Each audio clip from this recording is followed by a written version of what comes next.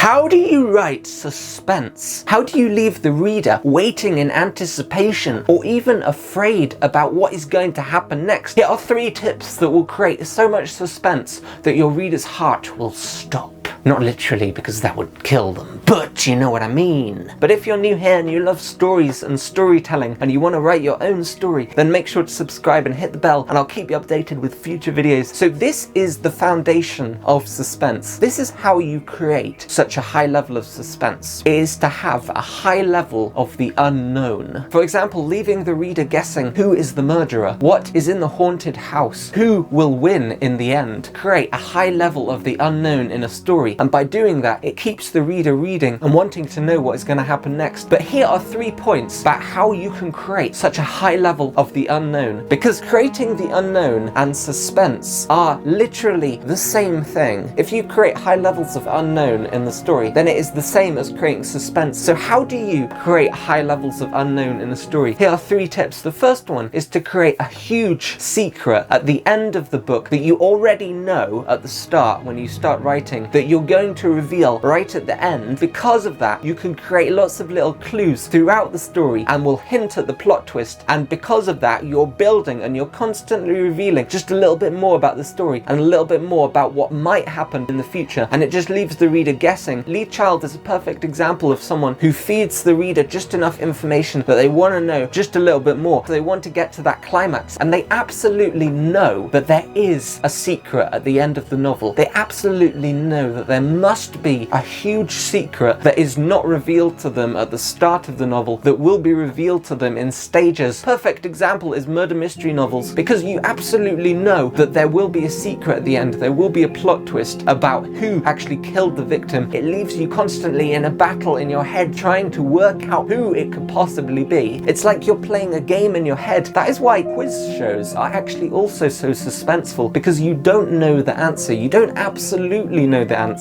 You might be 99.9% certain what the answer is, but you don't absolutely know. So if you can create a huge secret at the end that the reader knows will happen, then that creates a high level of suspense. The second tip is to create foreshadowing. This is very similar to the first tip because it involves leaving lots of different clues, but give the reader information that perhaps they don't understand the significance of. For example, showing the character an object early on in the story and the reader doesn't quite know the significance. They don't even know that it's a clue really, but they just shown that object, and because of that they might consider, what could that object mean? What is the significance of the object? Why has the writer felt that they should write a whole sentence describing an object that otherwise wouldn't really be very relevant to the story? And so they're kind of left guessing, what is the significance of that object? Foreshadowing is basically information that you give to the reader throughout the story that hints at a future event. For example, you could create a scene where the protagonist walks into a room and everyone is kind of looking anxiously at each other, like they're scared or nervous about something, but the protagonist has no idea what it is and the reader has no idea what it is, and you're trying to work it out with the protagonist. This scene again is so common in murder mystery novels, or even in films like The Woman in Black, where Arthur Kipps is walking through the village and he sees people staring at him in a very negative way, as if they don't want him there, and they don't want him there, and they are very anxious and very nervous and scared and uptight about him being in the village, and he has no idea why they don't want him to be there. And the whole film and the whole story is about him trying to work out what is going on in the village and why they don't want him there. And that is what creates such a high level of unknown, because the protagonist and the audience has no idea what is going on in this village. It's such a secluded, isolated village that nothing really enters in or comes out of the village, and so is very secretive, and there's a lot of unknowns about it, and that is what makes it suspenseful, because you have no idea what is going on. Tip number 3 to create another level of unknown is to create a past event that is hidden from the reader, that explains the mysterious occurrences in the present, and the protagonist again is trying to find out clues and information about the past that will help to explain the present. Again in The Woman in Black, because there's such a detailed past about the village and the woman and the house that she inhabits, and that is what Arthur Kipps has to try and find out and to uncover the secrets that have been hidden for so long. All 3 tips are kind of the same point, and that is to create a high level of the unknown where the reader just doesn't know what is going on. They simply don't know. It is secrets waiting to be revealed. You can do this in a very short scene where the protagonist doesn't know what is around the next corner. It is the kind of suspense that makes jump scenes so frightening. Or you can have long-term suspense where the reader is trying to work out what is going to happen throughout the whole book. But here is just a quick summary of the 3 tips about how to create a high level of the unknown. The first one is to think of a huge secret, and throughout the story there are hints and clues that reveal what that secret might be. The second tip is to use foreshadowing, either through objects or through the behaviors of people that also hint at future events. For example, people being anxious or behaving in a strange way. Or tip number 3, use past events that are hidden from the reader that explain the mysterious occurrences in the present. So those are my 3 tips. If you enjoyed, give it a like and comment what is your favorite suspense story of all time. Thank you for watching, and I'll see you in the next video. Goodbye.